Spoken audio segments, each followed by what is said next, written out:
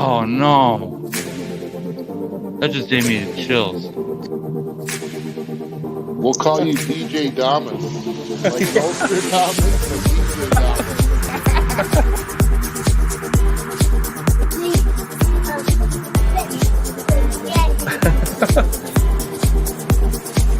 Squire has made its way to his seat. Hello. Play to win the game. You never know. Welcome back to High Hope Sportscast. How's it going, JJ? We got early week episode Monday Mania. What's up, DJ? Monday Night Nitro taking over the Raw spot for the wrestling. I love it. We got a lot to talk about, DJ. I hope we get a lot of listeners and a lot of leave us a review, leave us a thumbs up, leave us a like, give us a little message. We are on all platforms. Let's get her going, DJ.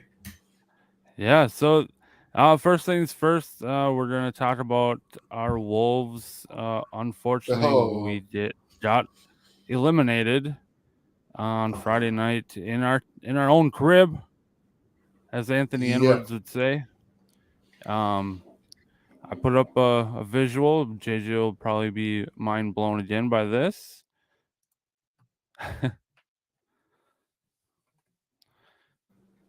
Now that's sweet. It's funny, DJ. I don't think he meant to do it on purpose. But the three players that will be back are in blue and white, or white and blue. And the player they're talking about just released tonight that they're going to try and find a trade for D'Lo. Did you hear that news? Remember before the show, I said I had something that I wrote in about the Wolves. Oh, that was it. I keep seeing that people are rumoring that we're gonna try and trade D'Lo in the offseason. And I don't know how to feel about it. I really like D'Lo, but I don't know. I guess it all depends on who we can get for him. But I don't know. I really like D'Lo, so it's up in the air for me. I don't know how to feel about that. Pardon me for the coffee. I just had to get a little pumped up tonight with some caffeine. So we got a little drip going in the background. But yeah, DJ, I really want to go to bat for D'Angelo Russell, but the proof is in the pudding. He's been on how many teams already? Started out in LA. They eventually moved to Brooklyn. Then he went to Golden State. And get this, the Timberwolves traded a top 8 protected pick and Andrew Wiggins for a max player in D'Lo Russell. And now we're moving them? Boy, our front office don't look too smart after that. Right. But, dude, I'm loving some Patrick Beverley. If he brings what he brought this year in the play-in game and even in the games where we probably should have won, like we talked the other night, DJ, 4-1, 4-1, when we had double-digit leads in the fourth quarter and 26-point leads in the third quarter. And It just made that last game kind of sad for me. I don't know. How do you feel about it? Yeah, obviously it's sad. Our team season came to an end. But to go back on Patrick Beverly, yeah, dude. To be honest, I think he's my new favorite Timberwolf over Cat, over Ant, Really? over D'Lo. Yeah, I'm really liking Pat Bev. Before he was a Timberwolf, and I used to kind of hate him just because of how he plays and how he's so vocal. But man, is it nice having him on our team. Yeah. His antics So are something that you get from a true veteran experience player. Just I don't know the way he finesses the referees and the stuff he does to the best player on the other team. It's unconventional. It might be a little bush league, but I'm sure glad he's doing it for our Wolves. right, and it seems like he really loves it here. So I've said it before in the last couple of days, and I really hope that he stays in Minnesota until he retires. I really like Pat Bev, and Well, dude, he's one of how old is the he? best. Um, Is he God, I thought I 31 heard. or is he older than Yeah, that? I think he is in his early 30s, maybe. If not, Yeah. maybe his late 20s. But yeah, I'm. He's a very good defensive player, and he's a really good leader on the team. Like I said last episode, if it wasn't for Pat Bev, I honestly don't think we would have made the playoffs. That's a bold statement, but I'd have to agree with you. And he I guaranteed think, that we were gonna make the playoffs in the beginning of the year, and he was right. And he remembered that statement too. When we got to the playoffs, he said, "I told you we were gonna be here, and here we are." oh, get this, DJ. He's born July 12th, 1988. He's 33 years old. He was born in Chicago, Illinois. He played college at Arkansas Razorbacks, and he spent 3.5 seasons overseas in Ukraine, Greece, and Russia. And he joined the Rocket team in 2013 in January. He's only 6'1". I didn't know that. Yeah, he's a shorter guy. I think Yeah, if so if he's he would only a work, year older than me. yeah, young buck. Doesn't feel like it some days, but I hear you, buddy. going into the game 6, like we lost and Did got you make that eliminated. graphic, DJ? Yep, I made it from God scratch. dang, that is sweet. Wow. Keep up the good work. Thanks. Yeah, we got eliminated. Grizzlies beat us 114 to 106 in game 6. We had another lead going into the fourth quarter, and we just can't stop the meltdowns in fourth quarters. I don't understand. We just can't close out. And like Chris Finch was on the radio this morning, and he even said, you know, we led 75% of the games, like the quarters through this series, and the fourth quarters are just our nightmare. And he thinks that's just a learning curve, and we'll learn from it, and we'll get better. And I sure hope so. And hopefully we're back in this spot next year. But I just hope by this time we're already at least a game into the second round. And then going to Ja Morant and the Grizzlies, I told JJ this. I don't know. I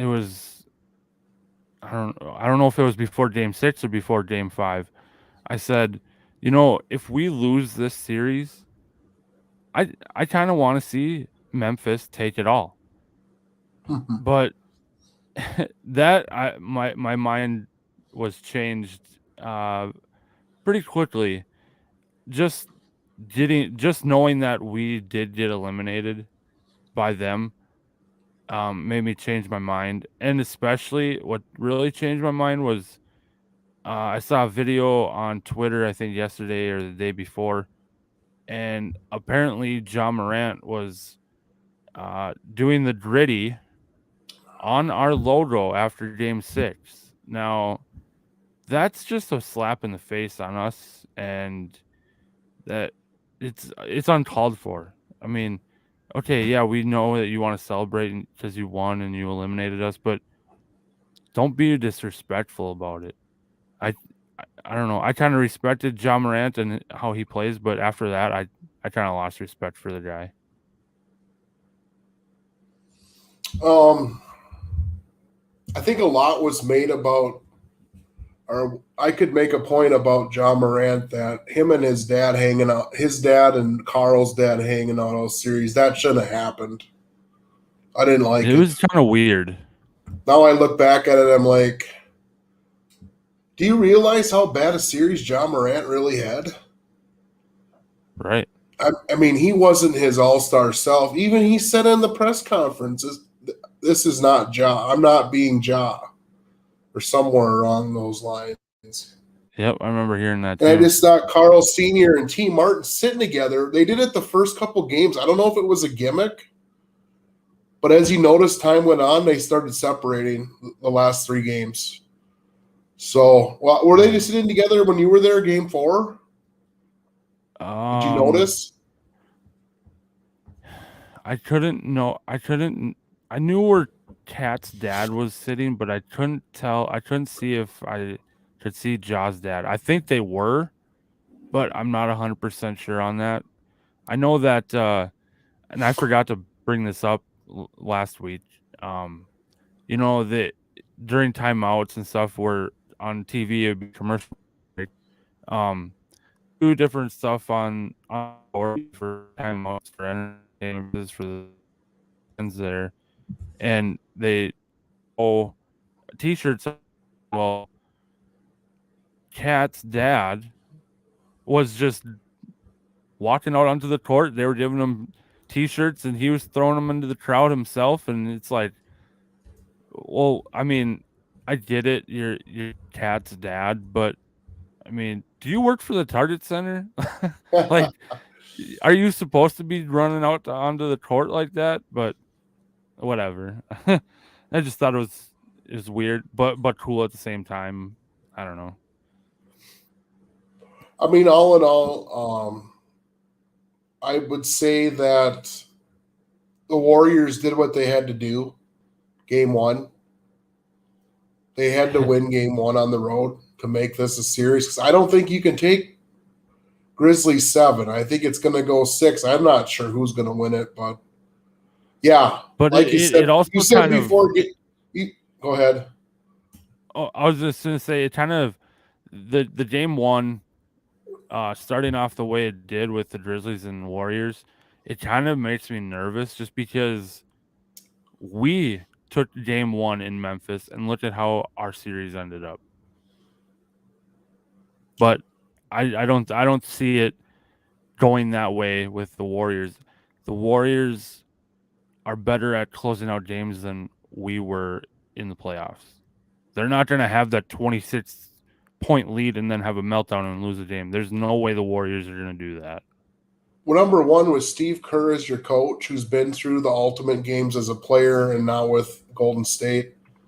How much players have playoff experience on that team, championship experience, Draymond and Steph and Clay.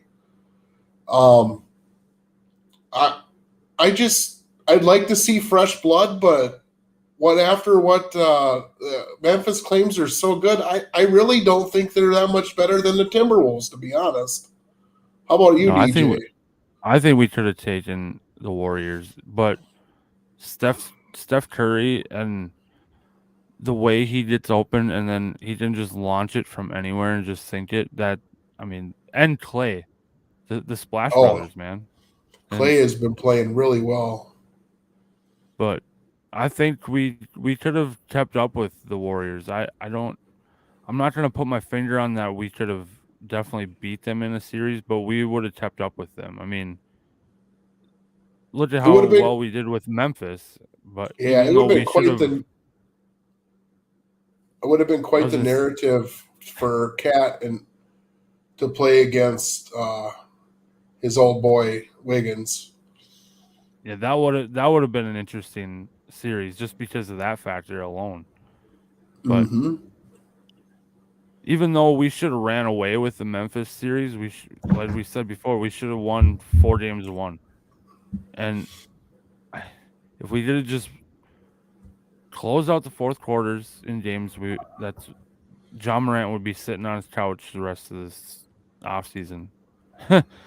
um, but yeah, we definitely could have kept up with the Warriors. I truly believe that. But um, just to close out on the Wolves here, all in all, it was a very good year. We had, I believe, double amount than we did last year, so we had a huge turnaround in that sense. And uh, despite the late in game meltdowns in the series, it was a really good series. It was very entertaining. Just disappointing a lot of games, but like this visual says, we will be back.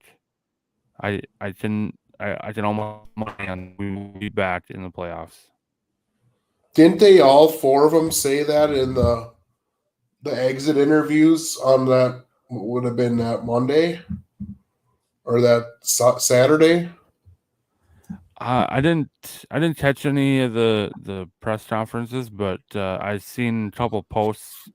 I believe from Ant and maybe Cat saying that they're going to be back, and Ant even said his gym is always open for any of his teammates want to come train with him anytime. And Patrick Beverly said that he's gonna kind of take Jaden McDaniels under his wing this summer, and God, I can't remember what player Patrick Beverly trains with. Jalen I can't Noel, remember. wasn't it? Or was it No, Beasley? it was someone from a different team. Oh, different. Paul George, isn't it? It might have been him. Either him or Kawhi Leonard, maybe. Well, But anyways, yeah. he said he was gonna take Jaden McDaniels and he's gonna have him train with him and see and kind of show him how they do it. So look for a big turnaround from Jaden McDaniels next season if he trains with Pat Bev all summer. I'm going to let you play GM, DJ. What kind of trade can we get for D'Lo Russell? Oh God. Oh, I don't know. Is I he? haven't I haven't really thought Can we? about it just because I don't really want to get rid of him, to be honest. Yeah. But if you were GM, let's say you're Suchin Gupta or whatever his name is, Sanchin Gupta. I mean, we had to give up a first round pick and a number one overall pick to get D'Lo. Yeah. I don't think we can get that in return, can we? Based I off his mean, do playoffs, do we get another point guard? Because I don't know. I mean, we got Pat Bev and we got J Mac. Those two obviously have proved that they belong on this team. But Oh, do we listen, you said do we try Jaden and get a good McDaniels or Jordan McLaughlin's going to train with. Jaden McDaniels? Okay, Jaden McDaniels, not J Mac. Yep. No. I'd like to have them. I'd love to see the J Mac, Jaden McDaniels, and Pat Bev all work together in this offseason. That would be pretty sweet. I mean, whatever. I mean, honestly, I'm looking at D'Lo and I'm looking at teams that need a point guard because he doesn't shoot enough to be a shooting guard. He's kind of a point guard, Yeah. and That I think if we let Pat Beverly run the point, or I don't know. What is your feeling about Pat Beverly running the point? I mean, I definitely think he can do it, but I I don't think I would put him as the full-time. I mean, I'd definitely start him, but I don't think I would um give that role to him as the main point guard like D'Lo is, just Yeah. because Pat Bev is needed in so many other spots and so many other roles. So, Yeah, I mean, if they trade D'Angelo Russell and we get a point guard in return, what does that do to Pat Bev's playing time? Because I don't think you can play Pat Beverly at the 2. And then does well, Ant play the 2 if D'Lo goes? this playoff series, or Pat Bev was starting at 2. Yeah, that's how they put it on the screen, I guess. Yeah.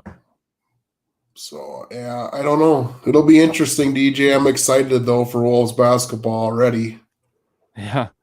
Yeah, we'll have to come back to this, kind of think about maybe possible D'Lo trades and talk about it on another episode. Yeah. But in the meantime, we got some NFL stuff to get to. So like normal, before we get to our NFL stuff, I have a trivia question for you, JJ. All right. I love trivia. All right. So here's the first one. Who's the only coach in NFL history to win a Super Bowl with 3 different quarterbacks?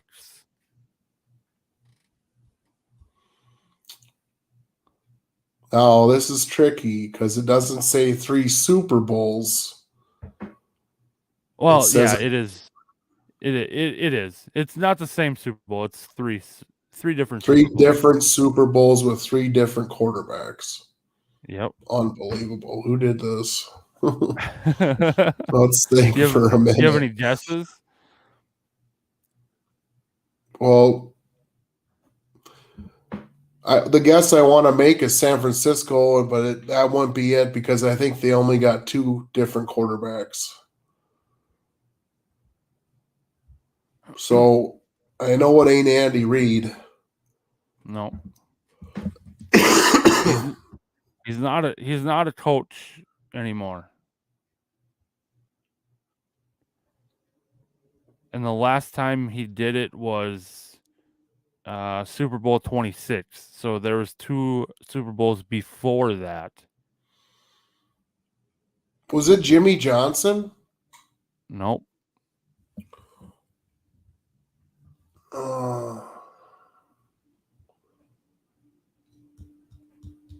Was it Shanahan? Nope. You got me on this one, DJ. I was thinking, I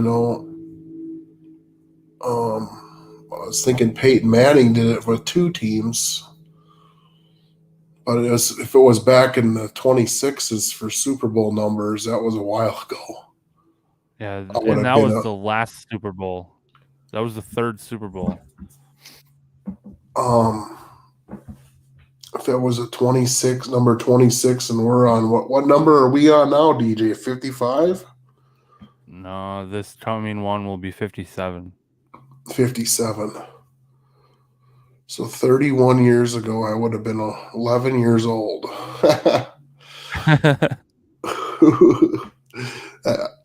Oh, was it Chuck Knox? Nope. No, Bill Belichick. Nope. Well, I was thinking Pittsburgh Steelers with Chuck Knox, but wasn't Mike Tomlin. Nope. Older than that. Mike Tomlin was probably a teenager or something when Yeah. I was thinking like Seifert or Don Shula. Nope. Got to give me another tip. Um, his first name starts with a J.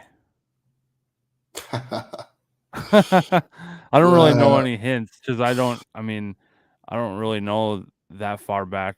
You know, Can you the give me the team? middle, the m- the middle Can you give me the one middle team? Super Bowl. Um, I think the Redskins in the middle Oh, I Super know who it Bowl. is. Who? Um, Joe Gibbs. Yep, there you go. Joe Gibbs, Joe Theismann, Super Bowl 17, Doug Williams, Super Bowl 22, and Mark Ripien, Super Bowl 26. Dude, he was the coach that long. We should have, when Doug Williams made it that year, the Vikings should have beat them. It was the NFC Championship. You probably weren't even born yet. I think that was like 86 or 80. I think it was 87. Darren Nelson, number 20, a short scat back, had a pass out of the backfield. He caught the pass and fell 1 yard short of the pylon. That's how the game ended. We were that close to going to the Super Bowl, and I was just a little young buck, about 8 years old. Jeez. That was a good question. Where'd you find that one? I don't know. I googled NFL trivia and there's a bunch of different questions or facts, and I kind of made them into questions. So that's where I did them from. Just random site from Google. Yeah. All right. So before we get into the first round picks, there's a couple things that broke today. One of them being DeAndre Hopkins, wide receiver for Arizona Cardinals. He got suspended for 6 games today for violating the PED policy for the NFL. So, Performance Tyler, enhancing drugs. yep. So that's unfortunate. Tyler will be without his number one receiver for the first 6 weeks. And then Honey Badger, Tyrann Mathieu. Unfortunately, the Vikings didn't get him. Quasey didn't listen to us.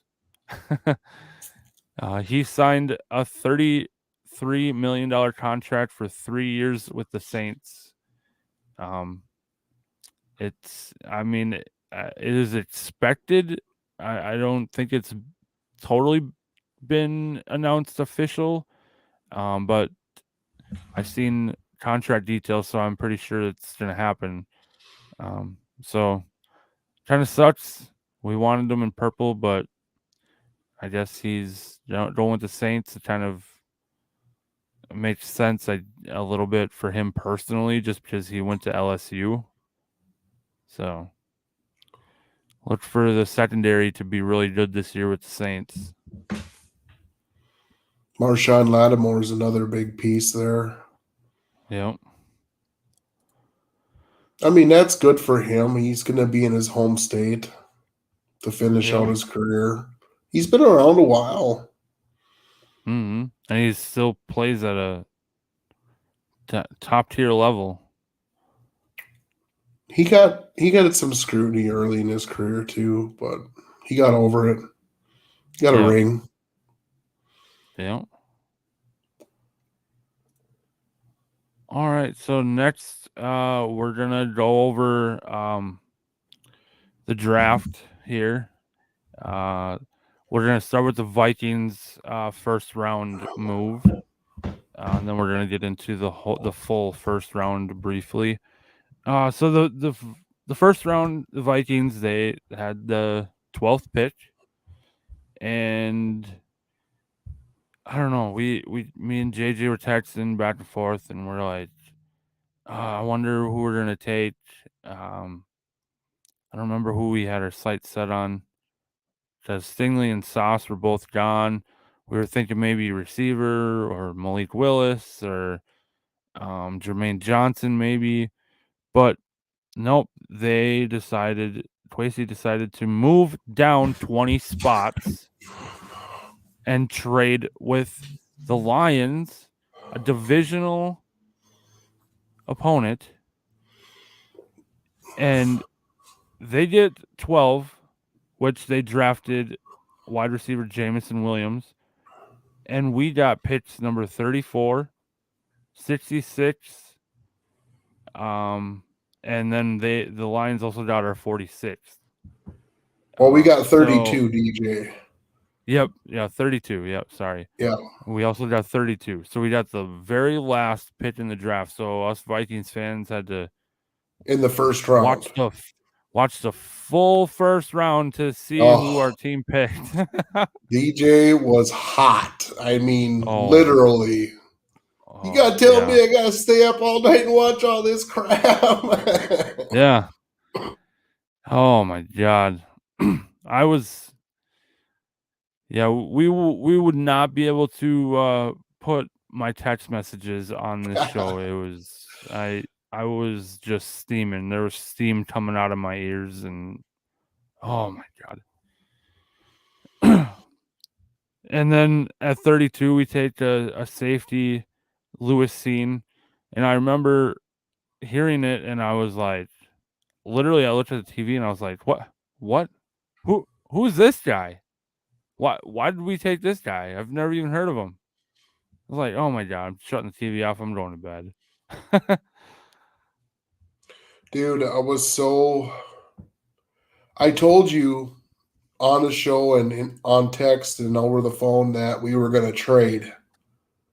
But I was praying for a trade up scenario, DJ. I was thinking, let's jump to 4 and get Sauce. If Trayvon falls to below 3, let's trade up and take Trayvon Walker. No, Trayvon went 1. No surprise with Aiden Hutchinson going 2, and I'm like, oh no. Somebody said something, and my brother said that we were going to take, or that he predicted that Derek Stingley was going to be off on 3, and I'm like, no way. I had him at 12. That's who we want. And it seemed like the whole Minnesota media had put their finger on Stingley at 12. That we didn't have no other plan when he wasn't there.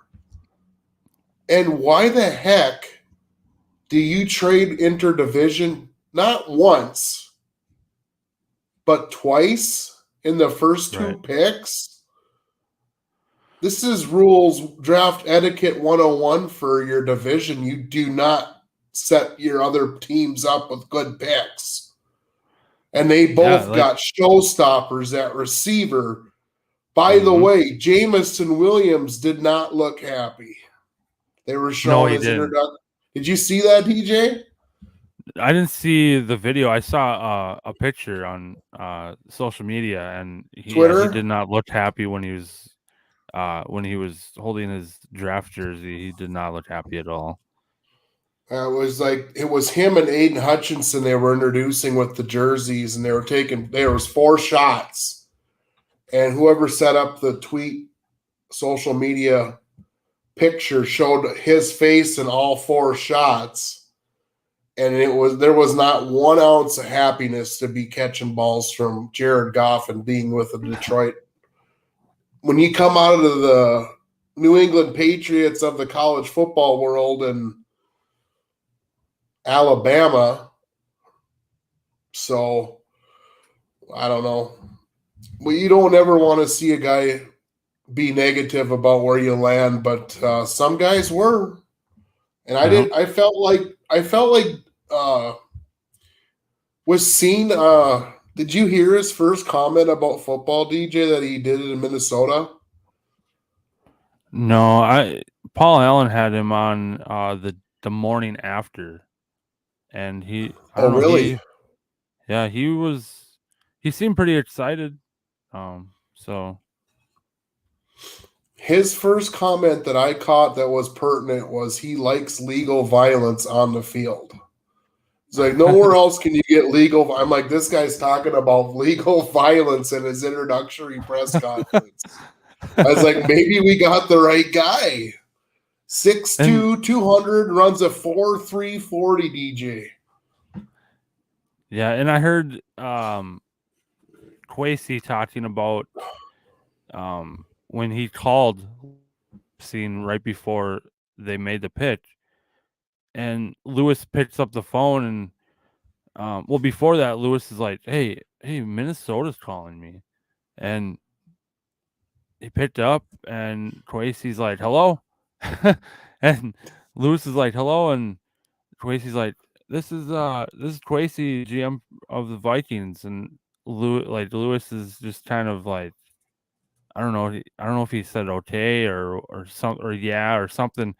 And Quasey said something along the lines of, uh we're gonna we're trying to chase dreams here. Are you ready to come here and chase dreams with us? And then it sunk in, and he's like, yeah, I'm excited, I'm ready.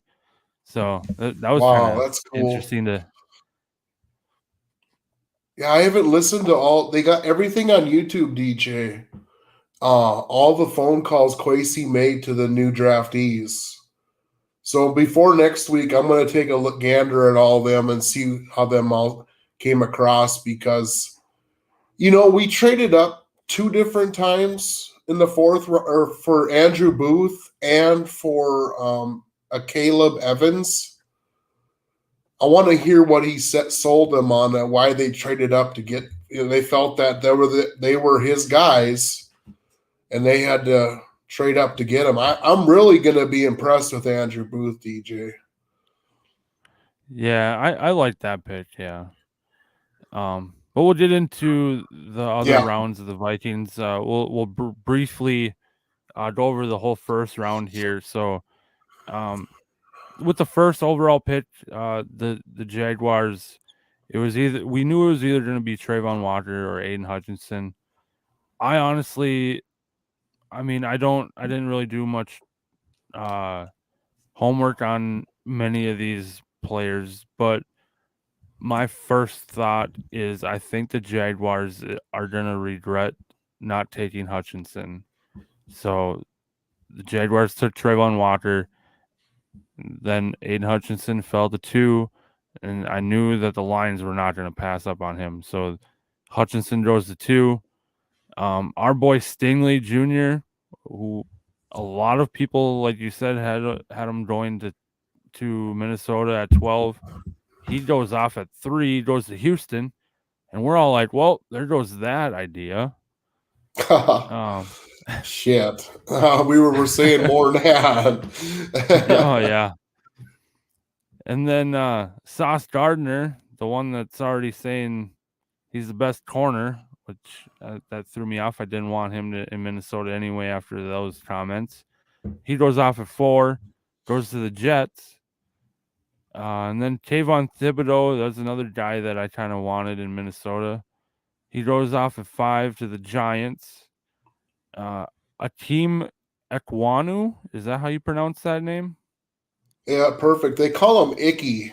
He had a diamond pennant that said Icky when he was on stage. He should have done the Icky Shuffle. I think he's too big, dude. He was a huge dude. Even the next guy who was 6. Go ahead. Oh, I was just gonna say Icky went off at 6 to Carolina. We thought that might be a landing spot for one of the quarterbacks. I thought maybe Malik Willis, but nope. And then the guy you were just talking about at number 7 to the Giants again, Evan Neal. He was a big guy too. 6'7", 350 offensive tackle, started at Alabama for 3 years. I really think when we look back, it's going to be between the Jets and the Giants for the best overall draft of the first round. And then at 8, the first wide receiver was taken off. Drake London went at 8 to Atlanta. And then at 9, another spot we thought maybe Malik Willis was going to go, or one of the quarterbacks, but we were wrong on there again. Seattle at 9 took Charles Cross.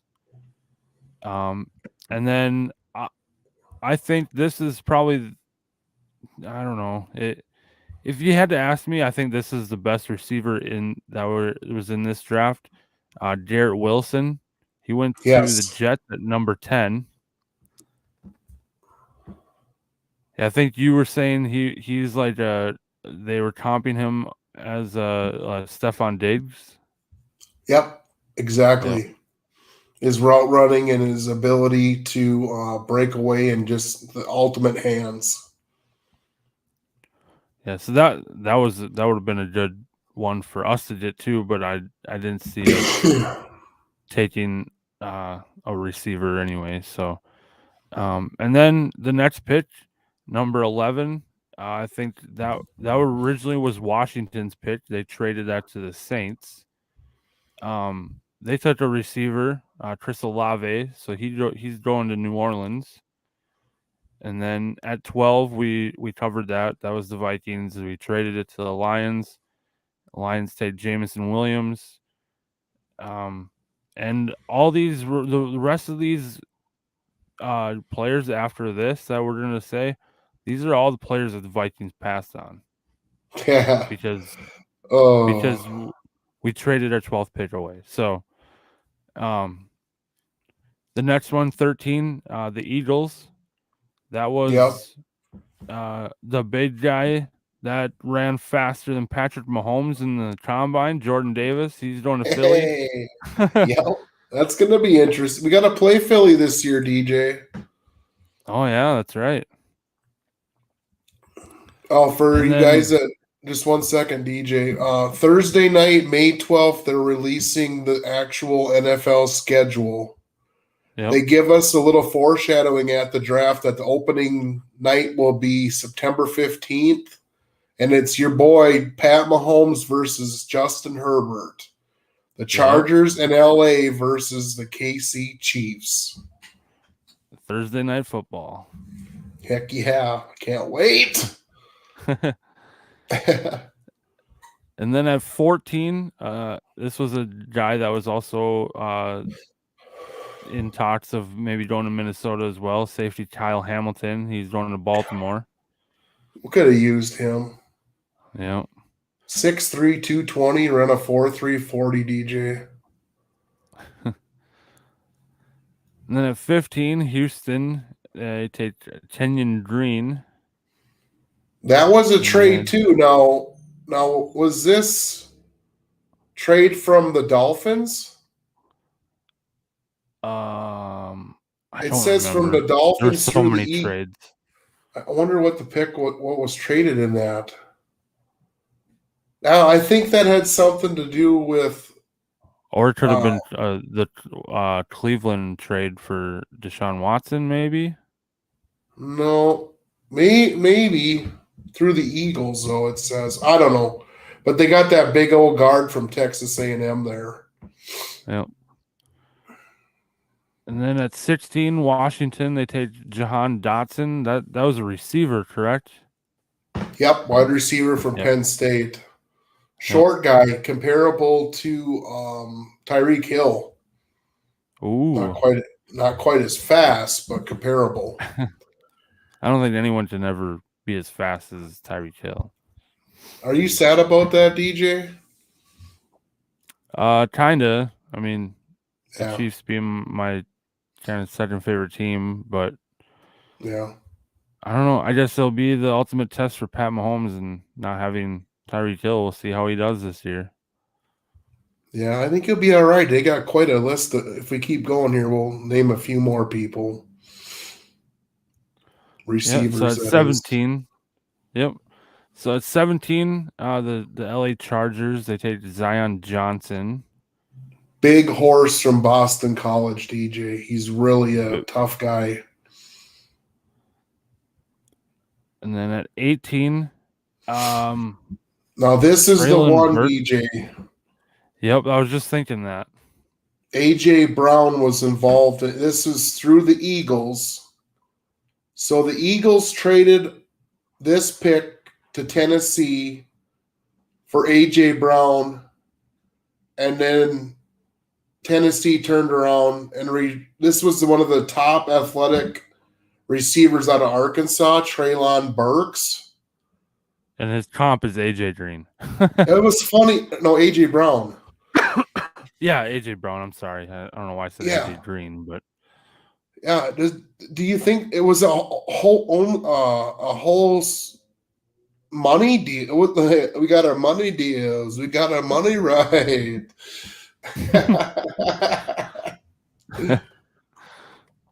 Straight player, straight money deal for the Eagles to get AJ Brown for Tennessee to get him off the books and then draft. It was a great trade on both sides, I thought. Yeah. Did you see the extension he got? Yeah, it was. I don't remember the exact amount, but it was 4 years, $100 million, DJ. Yeah. Wow, that's $25 million a year. That's among the best in the league. And then at 19, the Saints take Trevor Penning. Safe pick. And then this next pitch, really shocked me. Oh. So there's talks for weeks before the draft that the Vikings would trade down to 20 with Pittsburgh. That way, Pittsburgh could get a quarterback at 12. Yeah. Well, at this point, there's no quarterbacks taken off the board. So Pittsburgh has, at 20, Pittsburgh has the pick of the litter, any quarterback in the draft they want. And I honestly think that they picked the wrong quarterback here. They go with Kenny Pickett. Now, I have my opinions and kind of not visions. It's not DJ Damas here or anything, but I just have an opinion that Kenny Pickett, they're going to regret picking him. And I think he's going to end up being a second or maybe third string quarterback and possibly even out of the league in 6-7 years. That's my bold statement opinion about Kenny Pickett. Well, DJ, I kind of agree with most of that. It's just, is he going to be forced to play too early and then run himself out of the league, which usually happens to young quarterbacks? I think it's happening to Baker Mayfield right now, buddy. Yeah. He was a Heisman Trophy pick. Yep. Top quarterback, top offensive player in the league, in the NCAA. Now he's without a home. I can't believe Cleveland did that to him. I have lost a lot of respect for the Browns. Me too. To fill it with Watson, who's got so many question marks, DJ. Well, he's a great player, but off the field, he's not such a great person, I guess. Right. And then this next pick, at 21, the Kansas City Chiefs. Now, I don't know if it might be Kansas City might have reached on this pick. They go with Trent McDuffie. There was a lot of talk that the Vikings would get him too, but I mean, I don't know. Do you think that they reached on this pick to get Trent McDuffie? Maybe they could have got him later. I don't know. Kansas City must have saw something between 21 and 29. Somebody taking him. Now, if you look at the 23, they must have saw the Bills because they took Kareem Elam at 23 as a corner. So they're assuming that Trent McDuffie would have went off at 23. So they got ahead of Buffalo and picked him. But Trent McDuffie was the third corner rated overall, DJ. It's not a bad pick.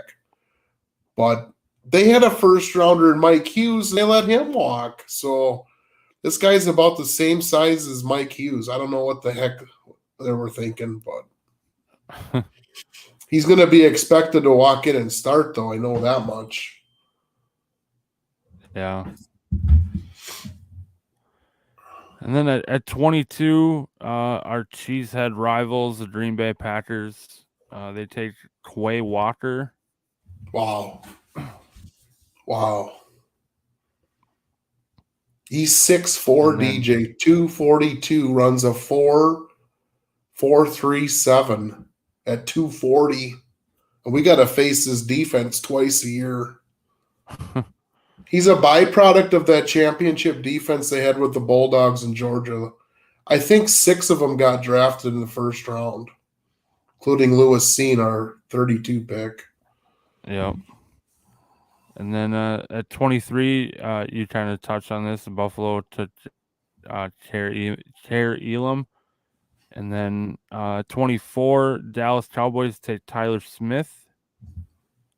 And Weird then pick. at 25, this is where the Cardinals pick, I believe, and Baltimore traded away Hollywood Brown. Hollywood Brown is going to be a Cardinal. And Baltimore takes Tyler Linderbaum with that pick. Wow. Reuniting. Now, did Arizona already know that D-Hop was going to be suspended? I don't know. Maybe It looks yeah, like but a you think brilliant that would move have broke? now. Yeah, I Yeah, know. no doubt. It looks like a brilliant move now, and I mean, especially when D-Hop comes back after his suspension. They have Hollywood Brown and D-Hop, and then you got Rondale Moore, you got Zach Ertz, you got AJ Green. I mean, Kyler's gonna Wow. have just weapons at his disposal, man. I hope he stays happy. I don't want to have the Arizona. I like Kyler Murray. So do I. I think he's a good athlete. I think he's a good person, and I think he's a really good quarterback. Yep. But I don't know what to think. Our boy Rashad Bateman from Minnesota will be the number 1 receiver with the Ravens this next season, and he's working out with Lamar Jackson in this offseason. So to get a All-American center out of Iowa who they've talked about in the Big Ten, Baltimore played their cards pretty good, I feel. And then at 26, a guy that was also talked about from Minnesota, the Jets taking Jermaine Johnson the second. Wow. I think that was a good pick. I think they really got a good draft value there. I believe a lot of people had Jermaine Johnson going a lot earlier, and they got him at 26. Yeah. So They had Daniel Jeremiah had him ranked 9 on this board. So wow. therefore, the Jets got 3 players in his top 10. Yeah. And then at 27, the Jaguars, I believe, did they trade again to get to this pick? Yes, they did. They traded back in. Yep. And It was got from Devin Lloyd. It was from the Buccaneers. There you go. Yep. Yep. They took Devin Lloyd. And then 28, our Packer rivals again. They took Devontae Wyatt. Well, they comp him to the guy from the Tampa Bay Buccaneers. I can't think of his name right now. Warren Sapp. Oh, He's yeah, I remember him. 6'3", 304, and he runs a 4.7. This Devontae Wyatt. So, boy, we're going to have some issues with the Green Bay D. I have a feeling, DJ. We took Zadarius from him. Yeah, maybe he'll disrupt things really bad for their offense. I hope so. I mean, he knows it better than anyone else on our team, probably, because he used to be there. Yeah, exactly. Totally, DJ. And then this next pick at 29, I think a lot of people were kind of like, I don't know. It's just a weird pick. I think a lot of people thought the Patriots take Cole Strange. I have no idea. This is Cole Strange is really tall and lanky, and he doesn't filled out. So they do well with grooming offensive linemen, but why in the first round? He's out of a Division II school, DJ. Really? And the Patriots traded this pick with the Chiefs. So they traded back to get Cole Strange. It's weird. It's strange. There you go.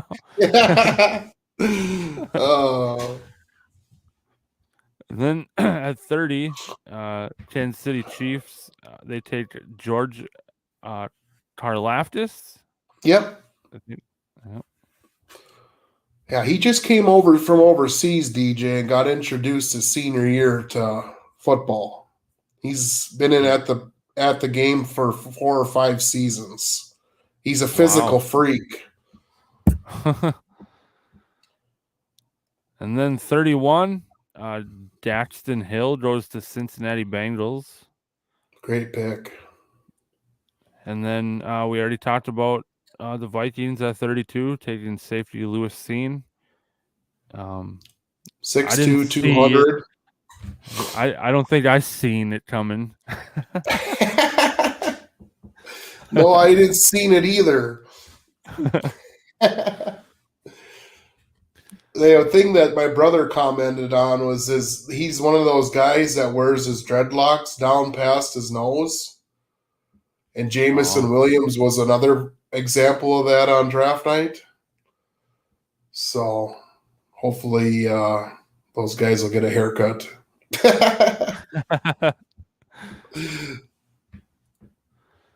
All right. Well, that's the first round. And then now we're just going to go over all 7 rounds for the Vikings. So I got this visual here for you. We touched on the first round already, Lewis Seen. So the second round, we kind of mentioned it. We traded the 34th pick to Green Bay for picks 53rd and the 59th. Yep. Then the Vikings trade the 53rd, 77th, and 192nd to Indianapolis for the 42nd and 122nd picks. And then at 42, we finally get done trading in this round. And at 42, we take cornerback Andrew Booth out of Clemson. Now, we kind of said we both liked that pick, so... Well, this is the second, DJ.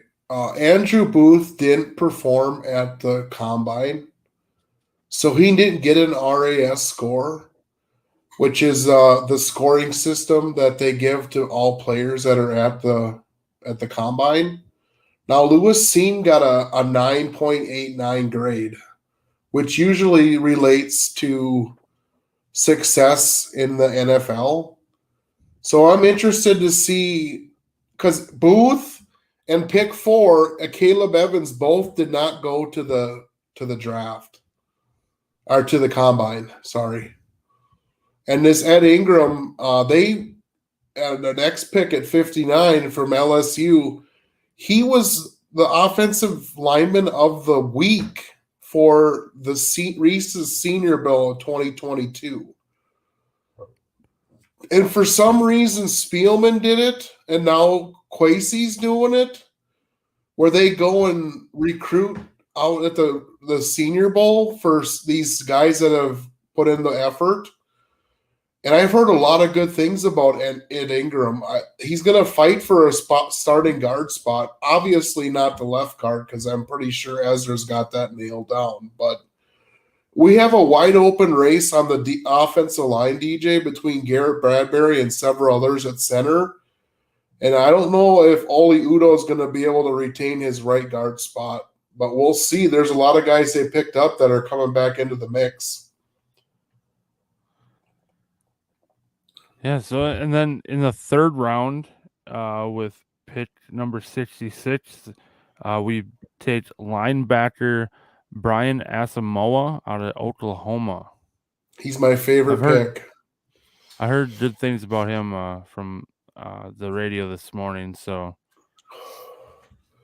He wore number 24 at Oklahoma, DJ. oh yeah, So I don't know if he's a hybrid, but that's what my brother said. He's a hybrid, same as kind of Lewis Seen is a hybrid defensive back / small linebacker. And Awesome played a lot more linebacker than secondary, but he's a versatile. Dude, I really think that we look back on this first draft, we were all upset and frustrated. But his first 5 picks might be the foundation of the Vikings moving 2022 to 2023. I don't know. I hope so. I hope I'm wrong with my frustration with this draft, but only time will tell. That's the only thing I can say. Yeah. And then in the let's see here, the 4th round, the Vikings trade pick 156 and a 2023 4th rounder to Cleveland for pick 118, and that is where we draft cornerback Caleb Evans.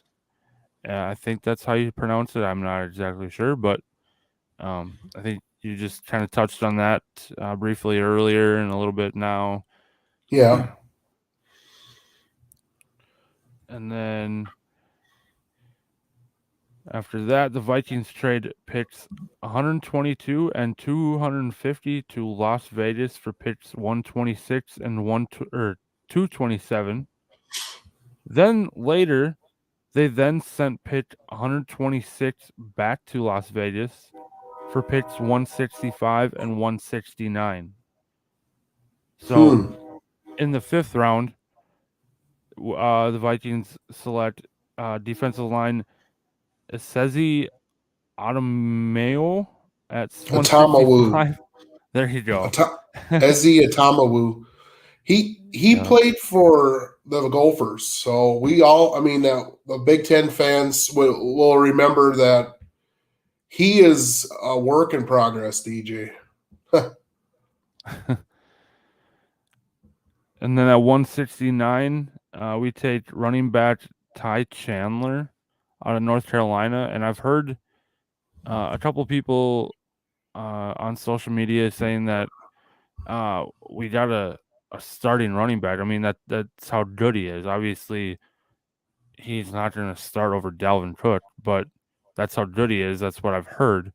So, well, I think Ty Chandler is going to battle it out with Kenny Nwangu, and he's going to battle it out even with the backup. Alexander he Madison. Runs a 3.6 or 4.36, DJ. He's a speed back. Alexander Madison is like a 4.8. So in comparable, it's about that fast. Yeah, and then after the 5th round, the Vikings are finally done trading. In the 6th round, at pick 184, we take tackle Vidarian Lowe out of Illinois. Yep, good pick. And then at 191, we take wide receiver Jalen Naylor out of Michigan State. Now that might have been a steal in the 6th round getting this kid. This kid is a production guy. Catches, yards, he does it all. He's the Big Ten receiver. A lot of good Big Ten receivers make it in the pros. You can even look at Stephon Diggs right off the top, but he's a Big Ten receiver. He's about that size too. Yeah, and I believe we got Stephon Diggs. What was it, in the 5th round? Did you know Stephon Diggs was a 5-star recruit out of high school? He got an injury and got in trouble, and that's why he ended up going to Maryland. He went to the Maryland Terrapins, and then the Vikings did their due diligence with him and said, this guy's coming to Minnesota. And speaking of him, there's my boy. Oh man. The headless Stephon Diggs.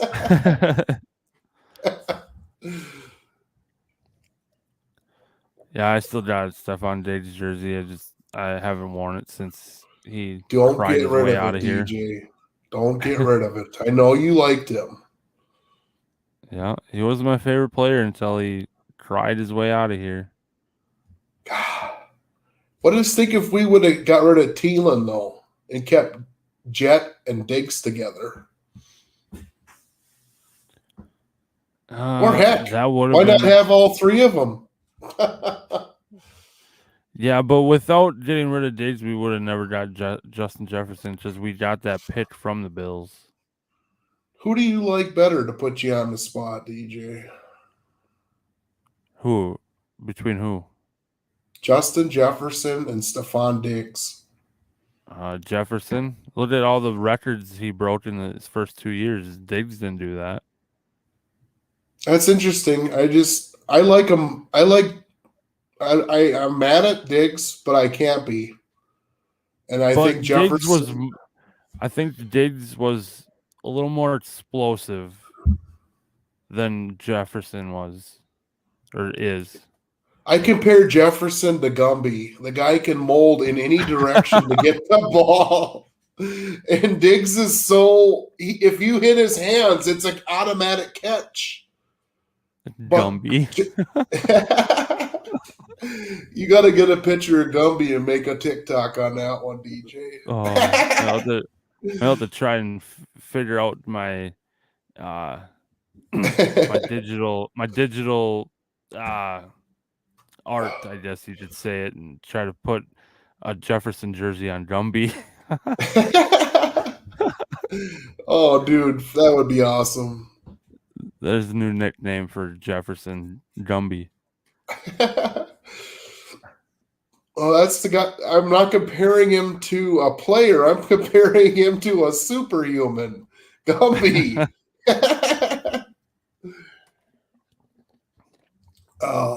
I like Jefferson a lot. I have a lot of his rookie cards. So I'm going to bank on that for retirement. There you go. $1 million.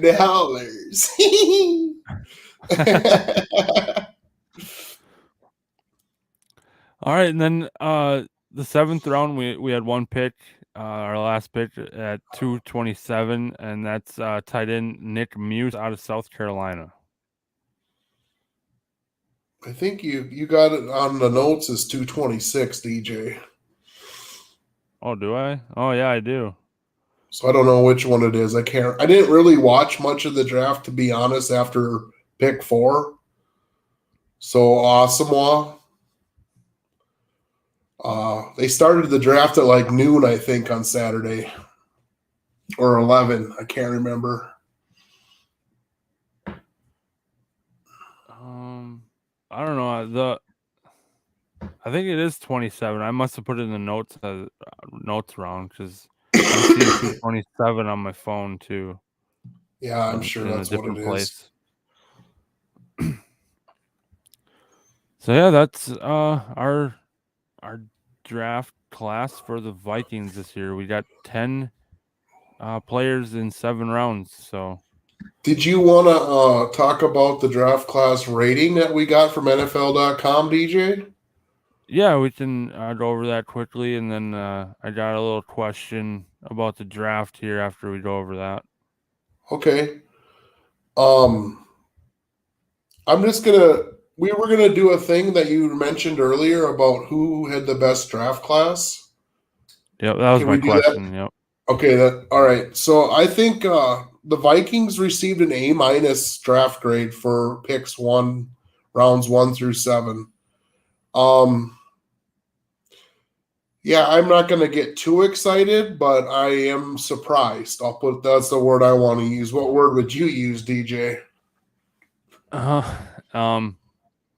Right off the bat, I was, to put it in a nice way, very upset, furious. Yeah. But I think I'll have to go with you right now and be very surprised. This is not how I pictured the draft going for us, but like I said No, before, DJ. it's a gamble. So Yeah.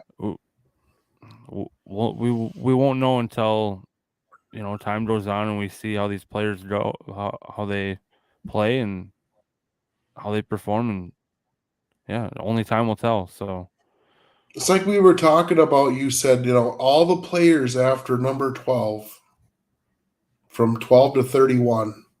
Was there one guy in there that you really thought we should have had? I mean, I know we all thought Stingley. mm-hmm. I know me and you had talked briefly about Malik Willis falling, and maybe he was going to be the selection at 32 or 42 or 34, or how we traded so much. It was so confusing. And that's one thing that really ticked me off. It's like it's your first draft as a GM and a head coach, and you guys dink around and trade back and trade up and trade down and trade around. And it's like, don't you have a board of players? And then they brought up this thing, DJ, that they used the 1980s Jimmy Johnson model. Did you hear about that? Yep, I texted you that, and it's some draft board that Jimmy Johnson made up, some draft point system or something, and it's like, dude, you're gonna go off of that for your first draft. I don't know, but Was going he trying back to be? Go ahead. I was gonna say, going back to, is there any players between 13 and 31? The two that I could think of is Kyle Hamilton and Jermaine Johnson. Yeah. Jermaine, being a Minnesota kid, went to Eden Prairie, which is a high school in Eden Prairie. For me, I really wanted the big man, Jordan Davis, the 6'7", 340-pounder that runs a 4.7 or a 4.8. And he went after 12. He went off at 13. Yep. He went off at 13, and your boy Kyle Hamilton that you mentioned went off at 14. Oh. So, I mean, honestly, DJ, why didn't we just take a receiver? There was so much receiver talent in this draft. Why did we stay at 12 and just upgrade the receiver room? I don't know. We got to get a line to Kwesi so you can ask him. I just think it's just totally interesting. If they're going to run this run and gun offense with KOC, similar to what they had going with Rob Woods, Odell Beckham, and your boy Cup, Jamison Williams looks like he's ready to play. But he's going to start the season on the PUP list. I think that's why we passed on him. Yeah. So okay, DJ. Going to the question I was going to ask, who do you think won this draft? Who had the best draft? Well, you want to say it on like they do in Step Brothers? 1, 2, 3. Yeah, we just say it at the same time. Okay, ready? So 1, 2, 3. New York Jets. Yes. Do we just become best friends? Yep. You want to go do Velociraptor. Let's do that again. What are those guys doing? We're building bunk beds. Can we do it?